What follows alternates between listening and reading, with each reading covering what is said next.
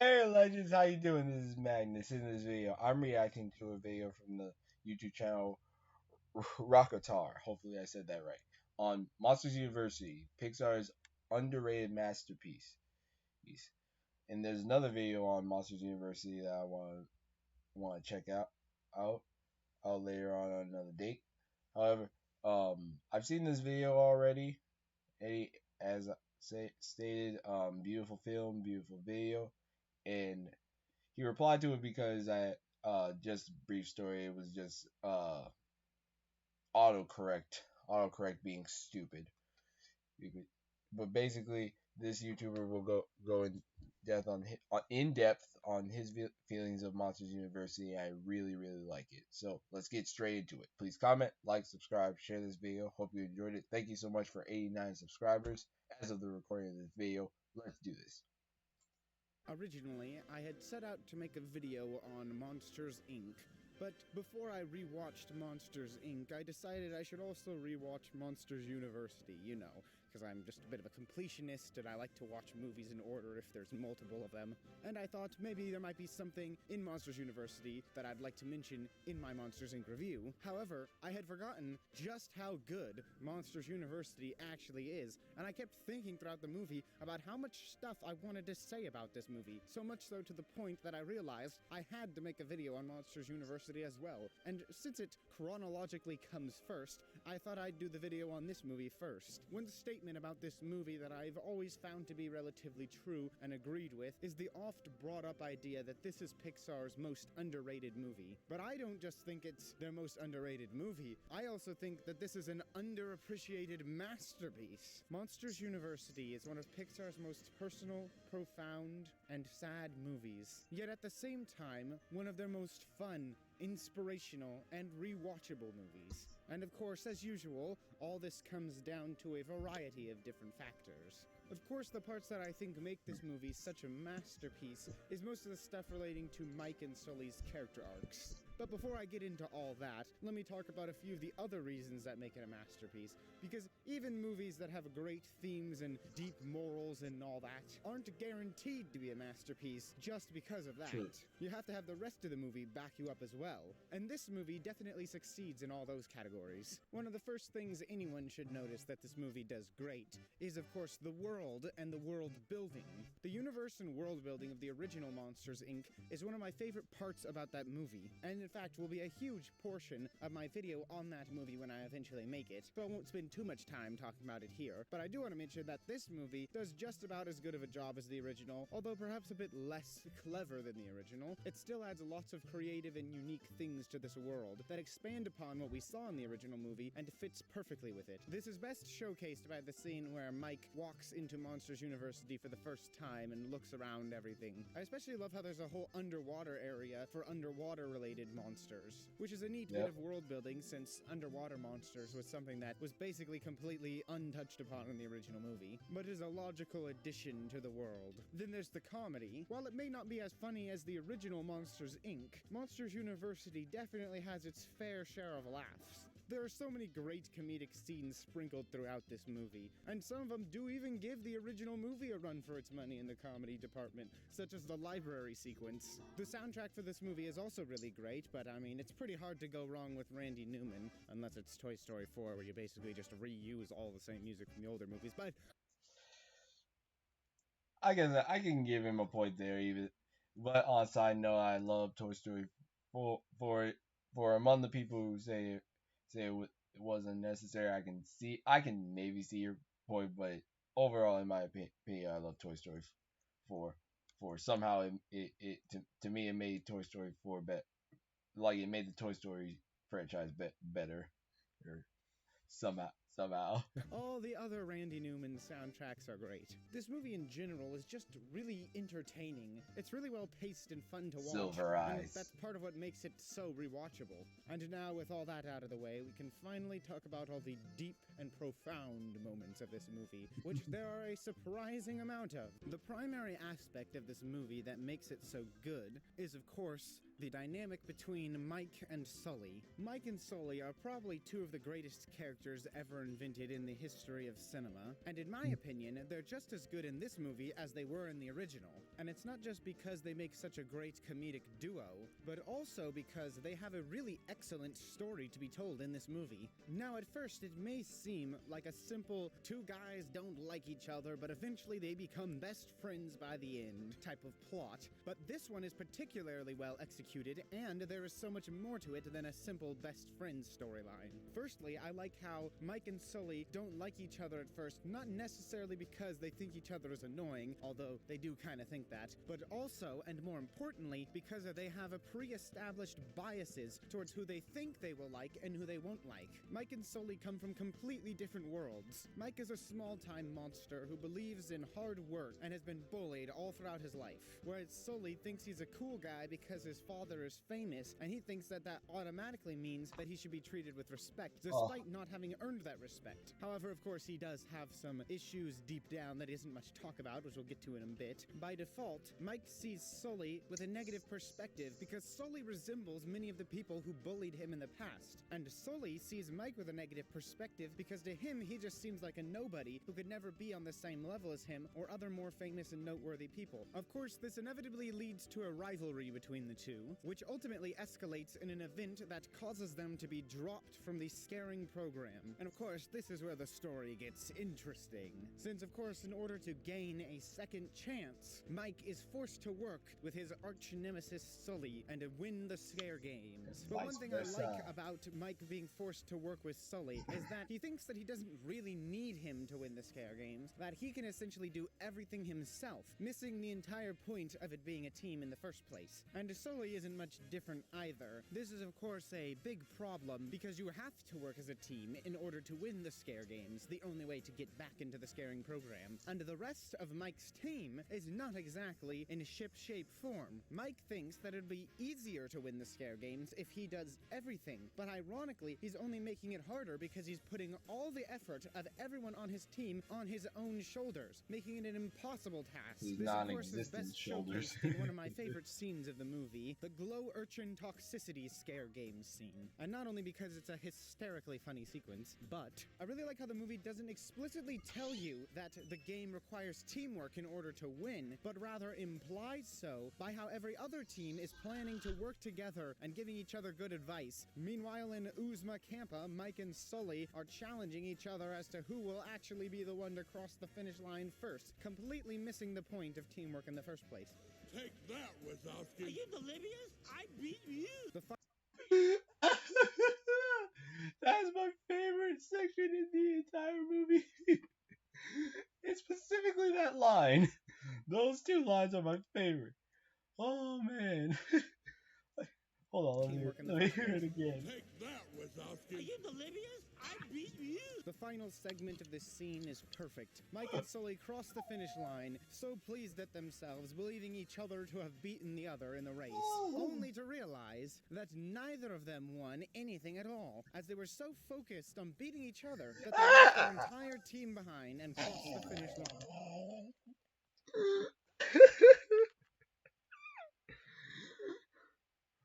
Squishy. Oh my gosh. Oh my goodness.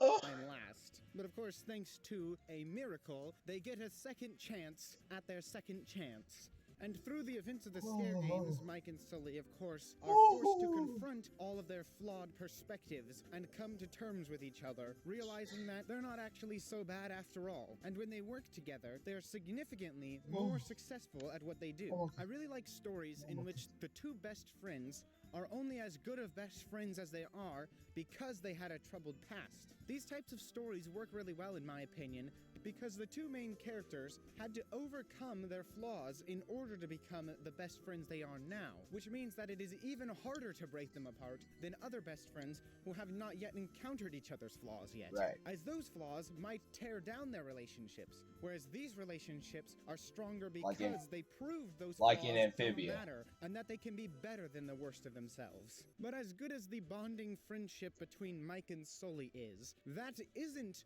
what makes this movie a masterpiece on its own. The real reason that I call this movie a masterpiece, and the thing that pushes it over the edge into that category for me, is the movie's themes and messages about the hard truths of reality. And what do I mean by that? Well, to begin, let us go back to Mike's character arc. His separate character arc from the growing friendship with Sully, that is. The desire that got him here in the first place, and what ultimately caused his rivalry in the first place. I'm of course referring to his dreams of becoming a scarer. Ever since Mike was a kid, he wanted to become a scarer because he saw them as the coolest people in the entire universe. And he witnessed firsthand just what they can do, and how important they are to society. And from that moment forward, he planned his entire life around becoming a scarer. And of course, another problem Mike has had throughout his entire life is that everyone keeps telling him that he's not scary, he's not good enough.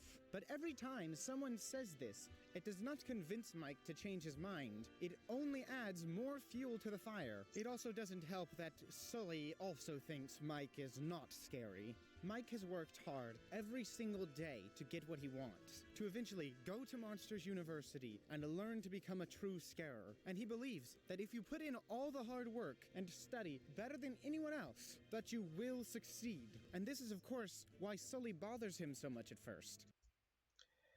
If my expressions aren't, I basically, Mike is me. Like, Mike is my, okay, I like Sully. Like, Monsters Inc. and Toy Story are very much similar in my opinion as far as my relation to the characters. I often find myself more like Woody, but I love Buzz. He being my favorite. And with this, I like Sully more, but I am always in Mike's position. I'm always in the position Mike is in when I see him in, especially in Monsters University. Like, I like the opposite character more or than the character I actually am.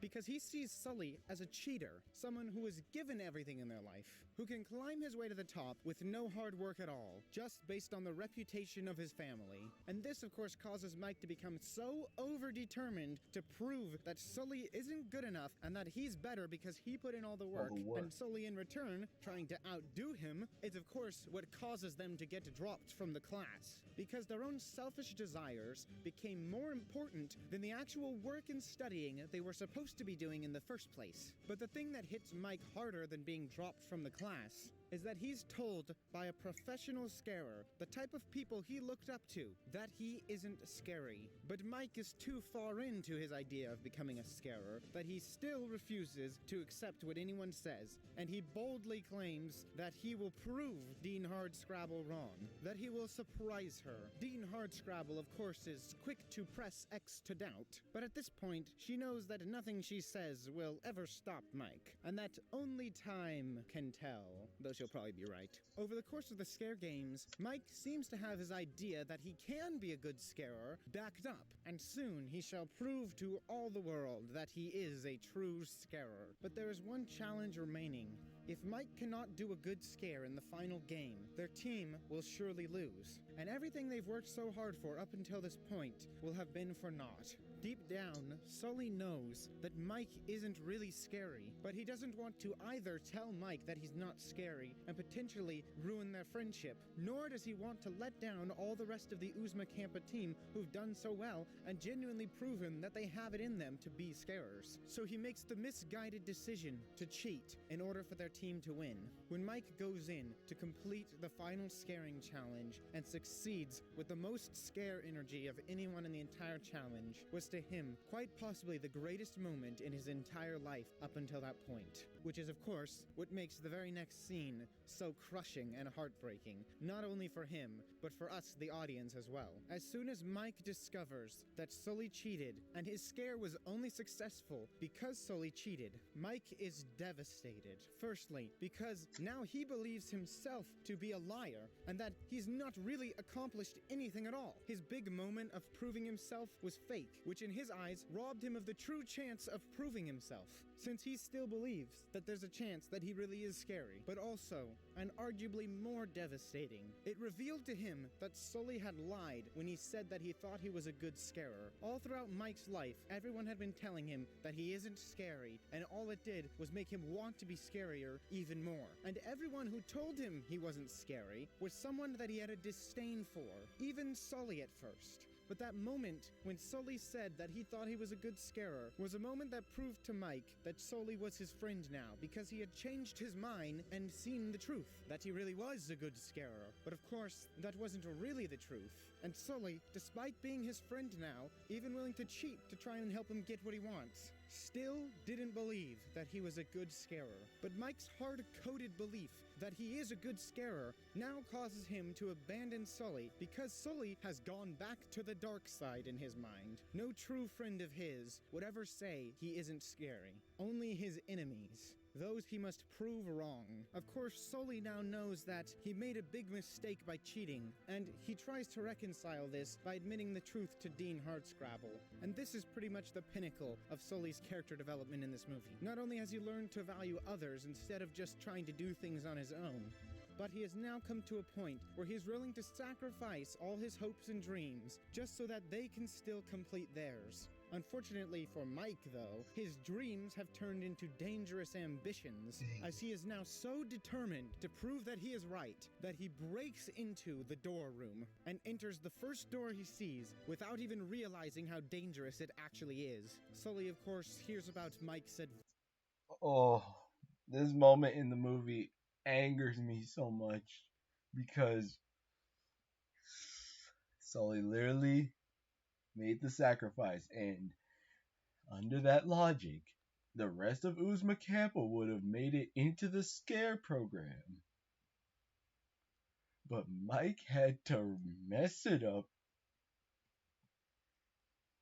And the fact is that I understand why Mike did it. I understand why he did it.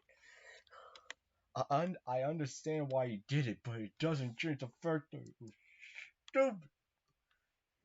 Ventures in the human world and quickly rushes to save him. As he understands the type of danger Mike is in, Mike doesn't, because he thinks that if something goes wrong, he can just scare everyone and make a break for it. But Sully, of course, knows that he isn't scary, and if something goes wrong, he'll likely be kidnapped or killed. The scenes that take place in the human world are the peak of Monsters University, the defining moments that make this movie the masterpiece that it truly is, the cherry on top of the sundae. But they're also some of the most heartbreaking and realistic scenes in cinematic history. It takes a really powerful, emotional, or moving scene in a movie to make me cry, but even I had a hard time not getting watery eyes while watching these scenes. When Mike does enter the human world and tries to prove himself by scaring the kid behind the door, not only does he realize that he's way in over his head, as this is not just a simple kid's bedroom, but his attempt at being scary backfires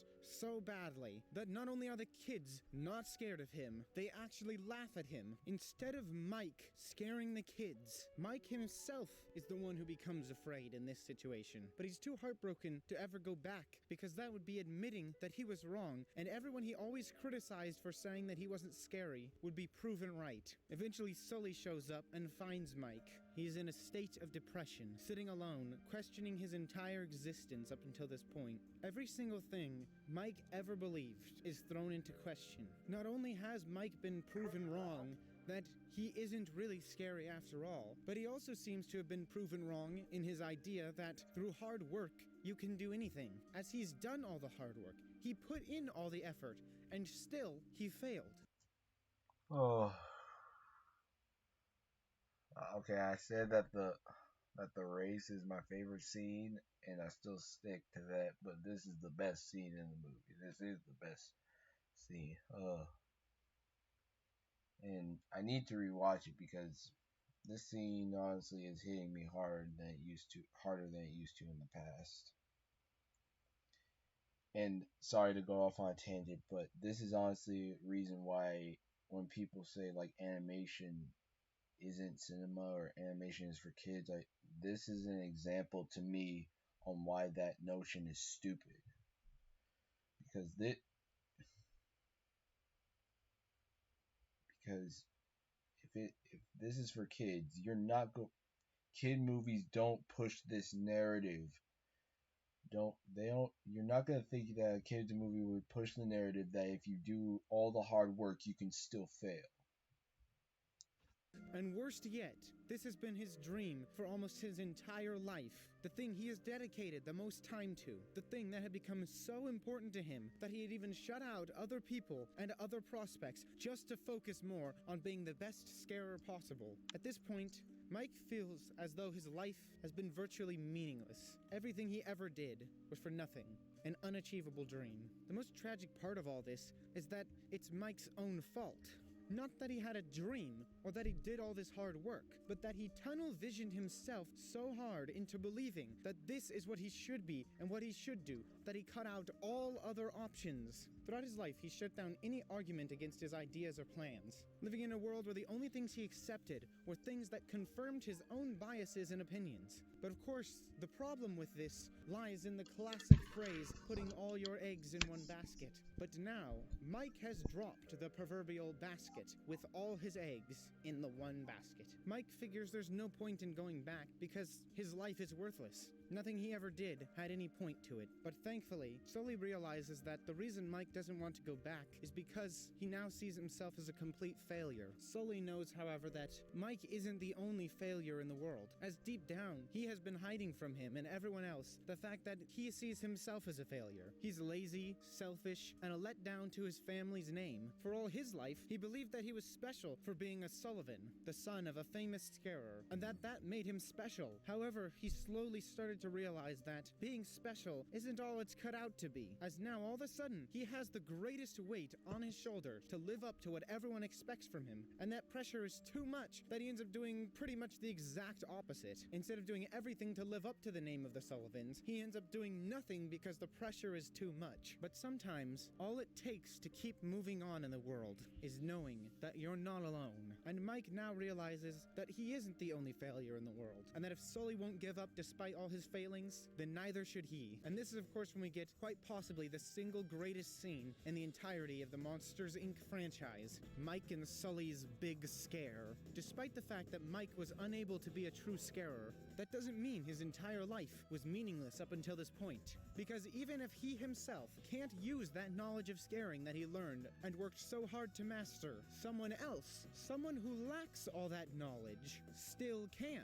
And so, by using each other's strengths to patch each other's weaknesses, Mike and Sully are able to create the biggest scare in the entire Monsters universe, of which they have to get back to the Monsters world because the door was shut off from the other side. And this of course brings us to the final scenes of the movie, in which Mike and Sully are both expelled for their technically criminal offenses, but Dean Hardscrabble reappears to have one final word with the two before they leave. And it's here that she reveals that Mike actually succeeded in what he set out to do. He surprised her, but not in the way that he had first set out to do. You see, Mike succeeded in surprising Dean Hardscrabble, not by being a great scarer, as he claimed he would be, but by managing to beat her scaring record. Despite that, by working together, something that most monsters hadn't realized up until that point. And just as Mike is about to leave and go his separate ways from Monsters University, Sully, and everyone else, Sully stops him, knowing that if they part and go their separate ways, that neither of them will ever achieve the true potential that they can reach. Sully has what it takes to be a scarer, but he doesn't have the knowledge required to become a successful scarer. Mike has all that knowledge, and without him, they wouldn't have escaped the human world. In fact, Sully likely believes that Mike has a better chance at success than he does. He tells Mike that he's the true talented one, and that he's just riding off his greatness. And Mike realizes that with Sully's help, that he might actually be able to achieve a position close to what he wanted in the first place, even if it's not exactly the role he set out to play. And through Oh, I love this message, and I'm at least I'm trying to visualize it in a way in our world that makes sense, and the best way I can think of it honestly is basketball. Like let's say Mike is a shorter person who wants to get into the NBA and believes that if he does all the hard work and pushes himself to the peak of human physicality, he can get into the NBA. While somebody like Sully, who's 6 foot or 7 foot, somewhere in that range, has the ability and talent, but doesn't have the work ethic, doesn't have the work ethic or the knowledge to get better at basketball. Uh, Mike, being the shorter person, can help and they end up going to the NBA by Mike being a coach or a partner or an agent to Sully. That's the that to me that's one Through way I hard can work see and it. determination and many, many jobs, the two of them eventually climb the ranks to where we find them at the beginning of Monsters Inc. And there you have Pixar's underrated masterpiece. But don't go just yet, as I still have one more thing to explain, that being the main message of the movie, as I just wanted to clarify as clearly as possible why it's so great. And very important. In fact, dare I say, this is one of the most important movies to show anyone, and I just mean anyone Yes, in general, because it pretty yes. much applies to everyone. There's it, and again, in animate like and because it's in animation, like because it's in animation in an animated world, yes, kids can see it, and that's what makes it more accessible to more people. Because if you put it in a human standpoint, people will honestly feel a little bit detached. The message of this movie is kind of similar to Wreck-It Ralph's, which I covered in a previous video, I need to I need to see this video, and I'll likely react to it as well. in that everyone has value in their unique positions in the world. However, that movie covers it from the perspective of someone who's disrespected despite being good at what they do, whereas this movie is about someone who wants to be good at something but can't because they don't have the talent in order to become good at that. You see, every human, or monster in this movie's case, is designed differently. We're all made different, with different interests and different talents and different abilities, different skill levels at varying different things, and we all have dreams. Different dreams. However, many people are tricked into the illusion that some jobs and positions in the world are more important and valuable than others, and that if you have a lesser job, you are a lesser person. This is the trap that Mike falls into in the movie, believing that in order to be special, you have to be a scarer, and that if you're anything less than a scarer, you're not as good.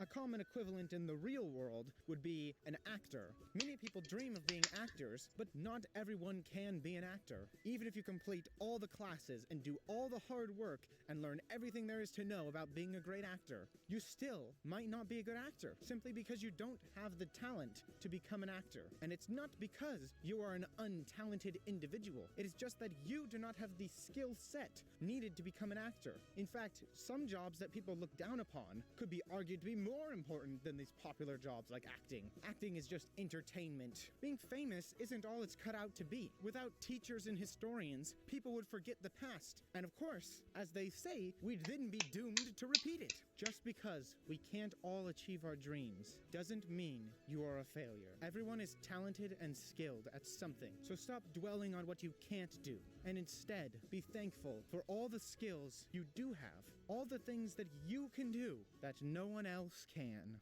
Well, here we are at the end of the video as always, and if you enjoyed it, make sure to squeeze that like button and tell me what you thought about Monsters University in the comments down below. If you're interested in supporting me, I have a link to my Patreon in the description. And, of course, if you're interested in my other content, I have a Toy Story 2 review that you could also check out if you're in a Pixar mood still. Or maybe you're more interested in Pirates of the Caribbean. I have a video where I talk about why On Stranger Tides is not actually that bad and is pretty good. But, most importantly of all, stay iconic. So there we go. I agree very much with everything he said in this video. That's why I said, like, in my comment, beautiful film, beautiful video, because I never really saw the movie in that light until he pointed it out, because I haven't seen the movie in a little bit, and now I want to rewatch it because, oh my goodness, that that message is so good. It's such a good message. And as it, he nailed it right on the money for me. Like, okay, I have not done like okay, I want to at least be a as a hobby be an actor. And I've gotten to the point where I've done auditions actually, at least for casting companies, like to get an agent and stuff and get noticed. Currently, uh, due to current situation, I can't do it right now. But I don't want. I do want to remember that this may not pan out, and I'm not personally looking for fame like Marvel Studios, DC. I'm not looking for that kind of level at all. No, I'm just. But I want to at least. I don't want to put all my eggs into one basket and say this is all or nothing. Especially when I don't. It's not like that. Like I recently finished college for CAD design, like drawing on the computer, which in I did in high school and college. So I just want like this video at least to me reaffirm myself that I need to remember that I have my own talents and things that I can do and things that I'm specialized in, that to the point where I'm about to get degrees for, in that if I simply can't do something like, for example, do well with YouTube or live streaming or being an actor, it doesn't make me worthless. It doesn't make me a failure. It doesn't mean I'm doesn't mean that I'm not talented. It's just that I don't have the exact skill set for this role. Well, but I do have a skill set for something else. And that if that skill set isn't per se prominent by the world standards, who cares? Who cares what the world thinks? Who cares? So, thank you so much. Thank you so much, Rockotar, for. Oops. Thank you so much, Rockotar, for this great video. And likely, whenever I'm feeling low or if I'm like, I don't really feel depressed about my life. I'm not that kind of person, but if ever I am, I definitely want to look at this video to uplift myself and to remember that I'm not worthless and that I'm not a lesser person just because I'm not in a state of prominence or anything like that. Thank you, Legend, so much for watching this video. What did y'all think? Do you like Monsters University? Did you like this video? I'll leave a link to the video itself, most likely right here at the end of the video, and a link to Rockotar's channel. Hell, I gotta check out more of his videos, honestly, but based on this one, he's pretty good.